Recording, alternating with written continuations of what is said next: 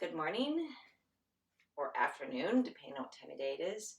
We're going to just take a few minutes to step away from wherever we're seated if we're seated. And if we can, stand up and just stretch. I am just going to give you a little chair break while I get our groups set up. So you come one side to the other. Because we've been seated more than likely, I should have had music on. I'm just going to pay a little attention to these muscles that are pulling us forward all the time and trying to open them up. If you have any shoulder or lower back problems, then just change it. But you're going to take your hands on your lower back and let's just take that pelvic tilt back, forward, back, rotating through posterior and anterior tilt, the hip joint.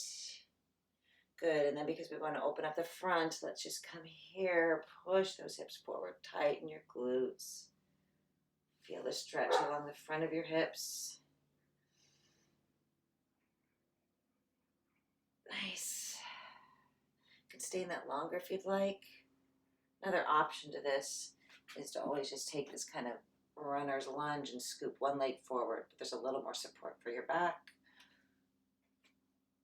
so that if we do this again, you have that option. All right, and let's just pay a little attention to these shoulders and the chest and open. I always like to have people stake their arms out nice and wide. I'm trying to get my arms straight using that video as a mirror. And then reach as far as they can and then roll those shoulders back so they don't shrug them up, but they're really opening through that chest. Or if you're in a door frame, you can put your hands on the door frame and just step forward. That's a really nice way to do this stretch. Okay, I'm hoping it did not take me more than 2 minutes to set up the groups. If it did, just swing your arms out, take a little more time to stretch, and I will let you know when to come back to your seat and we'll get started.